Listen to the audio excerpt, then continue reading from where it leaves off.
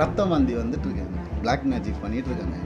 இதரோகம் பண்ணுறவங்க, கெடுதல் பண்ணுறவங்க, பழகிட்டு ஒருத்தவங்க கிட்ட கூடயே இருந்து எல்லாத்தையும் இருக்கிற வரைக்கும் பறிச்சுட்டு, ரெண்டாவது அதை பறிச்சிட்ட பிறகு அவங்கள ரோட்டில் விட்டுட்டு போனவங்க.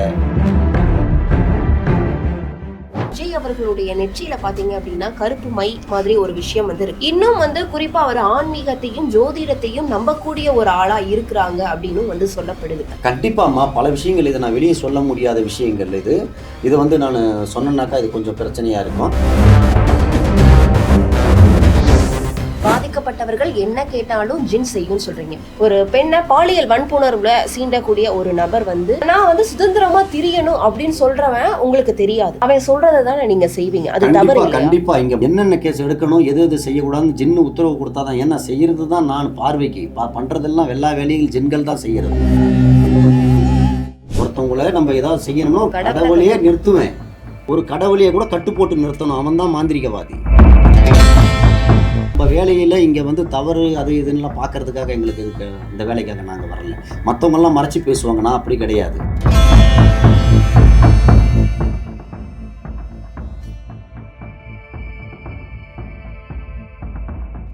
அரசன் அன்று கொள்வான், தெய்வம் நின்று கொள்ளும் அப்படின்ற ஒரு பழமொழி நம்ம கேட்டிருப்போம்.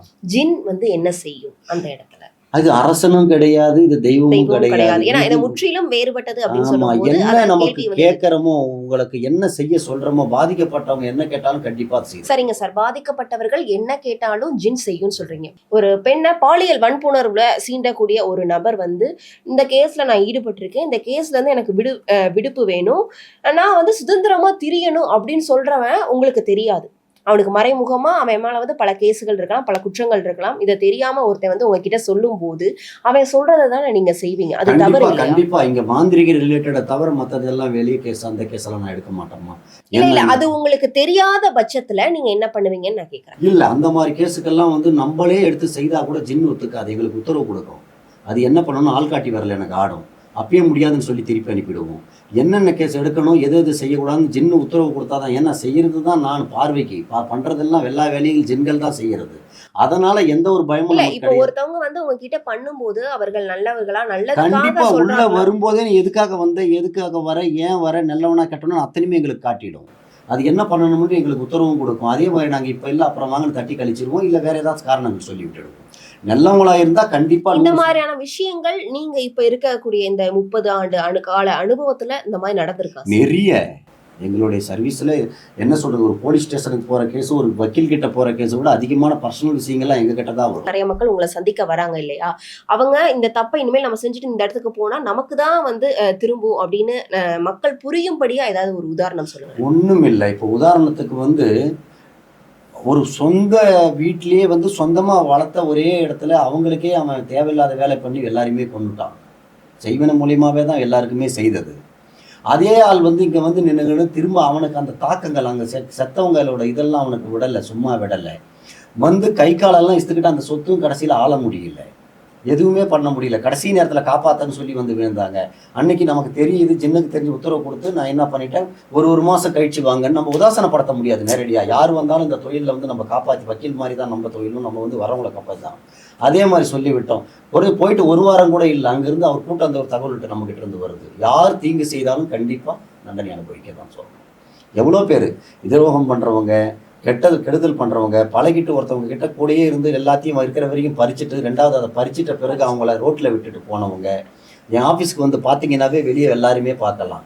எல்லாரும் பார்க்க நல்லா வெள்ளையும் தெரியுமா நல்லா போவாங்க. அவங்களோட வேதனை வலி உள்ளே என் எதிர்க்க ஆஃபீஸில் உட்காரும் போது அவங்க கண்ணீருக்கு பதில் சொல்லவே முடியாது. அவ்வளோ ஒரு வேதனை வலி இருக்கும். ரொம்ப கஷ்டங்கள் தான். யாருமே வந்து பார்க்கும்போது எதுவுமே தெரியாது. ஒரு பொண்ணு பெற்றுட்டு கூட அந்த பொண்ணு அப்பா அம்மா பேச்சு கேட்காம வேற ஒருத்தவங்க கூட ஓடி போகுதுன்னா அவங்க அலுவலாம் இன்னும் வேற மாதிரி இருக்கும். கண்டிப்பா ஒரு பையனை நமக்கு அடங்காம போதையில பண்ற வேலை, சேட்டைகள்லாம் பண்றது, அப்பா அம்மாவே அடிக்கிறது, போறது வர்றது, எங்க இடத்துல வந்து எங்க ஃபீல்டுல வந்து பார்க்கறது அனைத்துமே சோகமான விஷயம்தான், அனைத்தும் வேதனைக்கு உண்டான விஷயம்தான். எதுவுமே சந்தோஷம்னு சொல்ல முடியாது.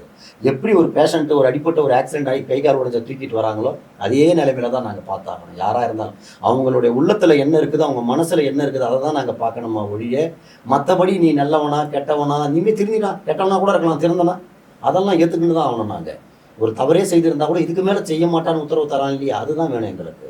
அதைப்படி பார்க்கணும். அவங்களுடைய வேதனையை வலியும் தான் புரிஞ்சுக்கணும். நான் இனிமேலும் செய்வேன், என்னை காப்பாற்றணும், அதுக்கு தான் இடம் கிடையாது. இப்போ இந்த ஜின் மூலியமா இந்த இறந்த ஆத்மாக்கள் கூட பேச முடியுமா சார்? கண்டிப்பாம்மா, பல விஷயங்கள் இதை நான் வெளியே சொல்ல முடியாத விஷயங்கள் இது வந்து நான் சொன்னேன்னாக்கா இது கொஞ்சம் பிரச்சனையா இருக்கும். இது வந்து ஒரு சில இடத்துல ஒரு முக்கியமான ஆவணங்கள்லாம் போய் இருக்குது. அதெல்லாம் கண்டுபிடிக்க எங்ககிட்ட தான் நாடுவாங்க.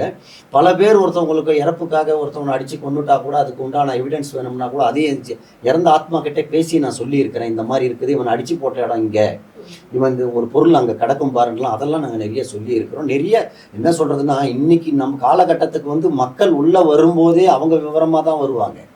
ஒன்றுமே வாயை திறக்க மாட்டாங்க. எதில் வந்து உட்காந்துக்கிட்டு எனக்கு என்ன நடந்தது சொல்லுங்கள், ஒரே வார்த்தை. புரியுதுங்களா? நம்ம சொல்கிறது அவங்களுக்கு எல்லாமே இன்னமும் உங்களை கேமராவில் பார்த்த மாதிரி நம்ம தான் சொல்லணுங்க.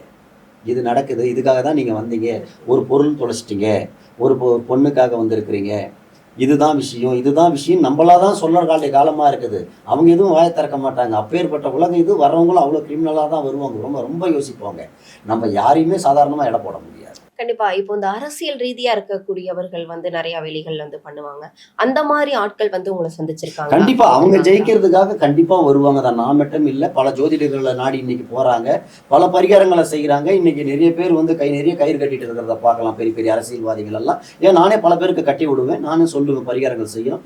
இதெல்லாம் வந்து இப்ப நடக்கிறது இல்லை, ஆதி காலத்துல இருந்து வந்துட்டு இருக்கிறது. அது சக்சஸ் ஆயிருக்கா? சக்சஸ் ஆவதான் அதை நம்பி வர்றாங்க. என்னென்ன காரணம் ஒன்று சொல்றேன். ஏதாவது உதாரணம் சொல்ல முடியுமா? அந்த அரசியல்வாதி அவங்களுடைய பேரை குறிப்பிடாம இந்த ஒரு போஸ்டிங்ல அவங்க இருக்கிறாங்க அப்படின்னு சொல்லிட்டு ஏதாவது? கண்டிப்பா. இப்போ வந்து ரொம்ப நாளா அது என்னுடைய இடத்துலயே நடந்து இருக்குது. ரொம்ப நாளா அதை சொன்னோம்னா அதான் பிரச்சனை வரும். நம்ம ரொம்ப நாளா முடியாத ஒரு இடத்துல சாம்ராஜ்யத்தையே மாற்றி வேற ஆளை மாற்றி உட்கார வச்சிருக்கிறோம். நிறைய செய்திருக்கிறோம். நிறைய இந்த மாதிரி வந்து பல இடங்கள்ல, ராமநாதபுரம் டிஸ்ட்ரிக்ட்ல, கோயம்புத்தூர்ல பல இடங்கள்ல செய்திருக்கிறோம். ஏன்னா அரசியலுக்குள்ள மொத்தமாக நுழைஞ்சோம்னா அவங்க பேரை சொல்லக்கூடாது. நாங்கள் தொழில் தர்மம் இல்லாது நிறைய இடம், இது 1 2ன்னு கிடையாது. நமக்கு இதே தஞ்சாவூர்லையும் செய்திருக்கிறோம். ஏகப்பட்ட இடத்துங்கள்ல இதுதான் அதுதான் கிடையாது. எண்ணில் அடங்க அது எவ்வளோ பேருக்கு, ஒரு சாதாரண கவுன்சிலர்லேருந்து எம்எல்ஏலேருந்து மினிஸ்டர்லேருந்து நிறைய பேரை பார்க்குறோம். ஏன்னா இந்த ஃபீல்டில் வந்து வராதவங்க யாரும் கிடையாது. சினித்துறையிலேருந்து எல்லாருமே நாங்கள் பார்த்துக்கிட்டு தான் இருக்கோம் காலகாலமாக.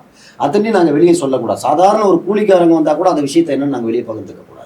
கண்டிப்பா. இப்ப நீங்க சொன்னீங்க சாம்ராஜ்யத்தையே மாத்தி உட்கார வச்சிருக்கோம் அப்படின்னு சொல்லிட்டு. இப்போ இருக்கக்கூடிய இந்த நடப்பு அரசியல்ல பாத்தீங்க அப்படின்னா, விஜய் அவர்களுடைய நெற்றியில பாத்தீங்க அப்படின்னா கருப்பு மை மாதிரி ஒரு விஷயம் வந்து இருக்கு. இப்போ ரீசன்ட் டேஸா நீங்க பாத்திருப்பீங்க. அவரு வந்து அந்த அரியணையில ஏறினதற்கு பின்புல அப்போத்துல இருந்தே அவர் நெற்றியில வந்து அந்த கருப்பு மையின் இருக்கு. இன்னும் வந்து குறிப்பா அவர் ஆன்மீகத்தையும் ஜோதிடத்தையும் நம்பக்கூடிய ஒரு ஆளா இருக்கிறாங்க அப்படின்னு வந்து சொல்லப்படுது. அதனாலதான் இந்த கண்டிப்பாமா நம்புறது. நமக்கு ஒரு நல்லது நடக்குதுன்னா இப்ப நான் கூட தான் செய்வேன். ஒரு உதாரணத்துக்கு சொல்றேன். இப்போ உங்களை கூட தான் எல்லாம் செய்வீங்க. ஒரு நல்லது நடக்குதுன்னா இதுல ஒன்றும் தவறு கிடையாது. அடுத்தவங்களை கெடுக்கிறது தானே தவறு. தன்னை வளர்த்துக்கொள்ள எல்லாமே செய்துக்கலாம்.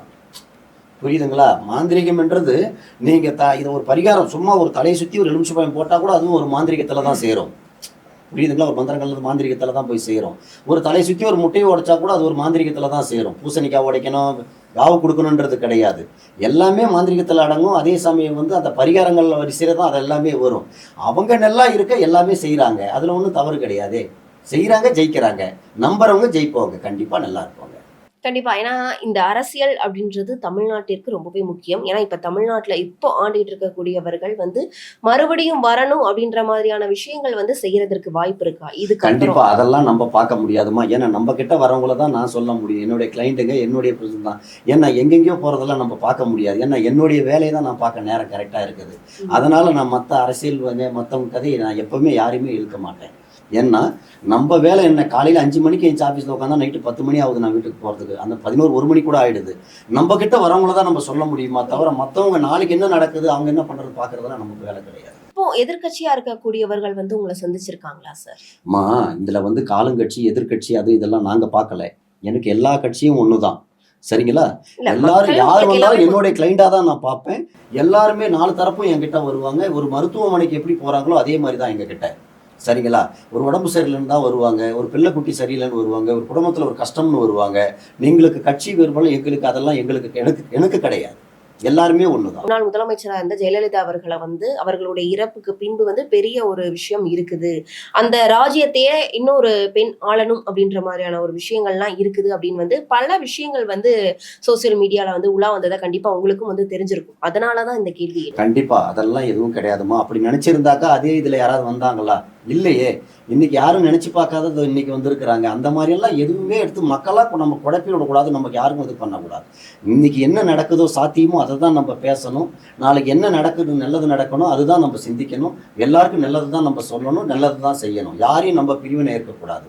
அதே மாதிரி வந்து அரசியல் மாந்திரிகர் இல்லை, நான் இல்லை, பொதுவாக நீங்கள் கூட சரி, யாரும் சரி, யாரும் வந்து அரசியலில் நம்ம தலையிடவே இருக்கக்கூடாது. ஏன்னு கேளுங்க, இன்னைக்கு பிரிஞ்சவங்க நாளைக்கு ஒன்று சேர்ந்துக்குவாங்க. யார் எப்போ ஒன்றா இருப்பாங்கன்னு தெரியாது. நம்ம பொழப்பு என்னமோ அதை தான் நம்ம பார்க்கணும். அதுதான் நாட்டுக்கு நல்லது, நமக்கு நல்லது. சரிங்களா? கண்டிப்பா சார். கண்டிப்பா. இப்போ மக்கள் உங்களை சந்திக்கணும் அப்படின்னா என்ன விஷயங்கள் எல்லாம் அவங்க கொண்டு வரணும்? மக்கள் உங்களை சந்திக்கிறதுக்கு என்ன பிரச்சனைன்னு முதல்ல என் கூட ஃபோனில் ஆலோசிக்கணும். ஆலோசிச்சுட்டா அவங்க என்ன கேட்குறாங்களோ அந்த பிரச்சனைக்கு என்னானது அப்போ தான் சொல்லுவேன். அப்படியே என்கிட்ட வரணும். என்ன கேட்பணும் அதை கொண்டுட்டு வந்தா போதும். கண்டிப்பா. ஜின்னுக்கு தேவையான விஷயங்கள் எதுவும் கொண்டு வரணும் அப்படின்னு ஏதாவது ஸ்பெசிஃபிக்கா எதுவுமே கிடையாது. ஒரு ஆளுக்கு வந்து ஒரு ஆபத்து, இல்லை ஆளே வர முடியல, வெளிநாட்டில் இருக்கிறாங்கன்னா கூட இப்போ இலங்கை தமிழர்லாம் நிறைய என்ன கான்டாக்ட் பண்ணுவாங்க. நைட்லலாம் அவங்க ஃபோன் தான் எனக்கு வரும். கனடா, ஜெர்மன், ஆஸ்திரேலியாலேருந்து எல்லா கண்ட்ரிலேருந்து வரும்.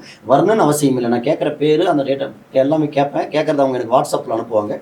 அதை வச்சு கூட நிறைய பேர் காப்பாற்றலாம், எல்லாம் செய்யலாம். இப்போ இந்த இரவு நேரங்கள்ல இந்த சுடுகாடு, இடுகாடுன்னு சொல்லக்கூடிய இடத்துல எல்லாம் பூஜைகள் பண்றாங்களே, இதெல்லாம் வந்து நீங்க பண்ணிருக்கீங்களா? எந்த டைம்ல வந்து பண்ணுவீங்க? நான் இரவெல்லாம் அங்கதாம்மா பண்ணுவேன். எல்லாருக்குமே எல்லா மீடியாக்கள்ல கொடுத்துருக்கிறேன். இது வாய் ஊரியா சொல்லலை, நிறைய மீடியாக்கள் என்ன பார்த்துருக்கலாம். இரவு நேரங்களில் இருப்பேன். இரவு நேரங்கள்ன்றது மட்டும் இல்லை, இந்த தொழில் வந்து ஒரு மருத்துவர் தொழில் மாதிரி தான் எங்களுதும். ஒரு எமர்ஜென்சி, ஒரு ரொம்ப தேவையில்லாத ஒரு கழிப்பால், ஒரு சூன்யத்தால் பாதிக்கப்பட்டுட்டாங்க, ரொம்ப அதிகமாக இருக்குதுன்னா அந்த நேரமே கூட செய்து தான் ஆகணும் இறங்கி. இந்த நேர காலங்கள்லாம் இதுக்கு பார்க்க நேரங்காலங்கள் டைம் எல்லாம் எதுவும் கிடையாது. ஏன்னா அவங்களோட உயிரை முதல்ல காப்பாற்றணும் நம்ம, இல்லைன்னா வேற மாதிரி போயிடும். சரிங்களா? அதனால எந்த நேரமும் எதுவுமே கிடையாது. எங்களுக்குன்னு குடும்பம் எனக்குன்னு நான் குடும்பம் எதுவும் பார்க்க மாட்டேன். எந்த நேரமும் யாருக்கு ஆபத்தினாலும் அந்த நேரத்துல உடனே இறங்கி செய்யறது என்னுடைய வேலை. ஏன்னா இந்த நேரம் இது வந்து ரொம்பவே பவர்ஃபுல்லா இருக்கும். ஏன்னா மாந்திரிகத்தெல்லாம் கிடையாதுமா, எதுவா இருந்தாலும் அதை ஏற்படுத்தணும். அவன் தான் மாந்திரிகவாதி. புரியுதுங்களா? ஒரு கடவுளையே கூட கட்டு போட்டு நிறுத்தணும். அவன் தான் மாந்திரிகவாதி. எப்படி? ஒரு கடவுளையே நிறுத்துவேன். ஒருத்தவங்களை நம்ம ஏதாவது செய்யணும்னா ஒரு கடவுளே கட்டுப்போட்டாதான் தவறு இல்லையா சார்? ஒரு கண்டிப்பா தவறு கிடையாதுமா. நம்ம வேலையில இங்க வந்து தவறு அது இதுலாம் பாக்குறதுக்காக எங்களுக்கு இந்த வேலைக்காக நாங்க வரல. மற்றவங்க எல்லாம் மறைச்சு பேசுவாங்க, நான் அப்படி கிடையாது. நம்ம மனசுக்கு எது நல்லதுன்னு படுதோ அதை கண்டிப்பா செய்வேன். அதுக்கு பத்தி கவலை கிடையாது. இப்ப நீங்க சுடுகாட்டுல பூஜைகள்லாம் பண்ணும்போது மீடியாக்கள், அதாவது கேமரா எடுத்துட்டு வந்து எங்களுடைய டீம் வந்து அங்க கவர் பண்ணி கண்டிப்பா எடுத்திருக்கிறாங்க. பல பேர் எடுத்திருக்காங்க. நீங்களும் வாங்க, அது எடுங்க. கண்டிப்பா. மக்களுக்கு தேவையான விஷயங்கள் நிறைய வந்து மக்களுக்காக நீங்க பண்ணிட்டு இருக்கீங்க. கண்டிப்பா மக்களுடைய ஆதரவு உங்களுக்கு இருக்கும். ஜின்னுடைய நம்பிக்கை வந்து மக்களுக்கு இருக்கு. கண்டிப்பா மக்கள் உங்களை தொடர்பு கொள்வாங்க. இதே மாதிரி வேறொரு பதிவுல சந்திக்கலாம். நன்றி.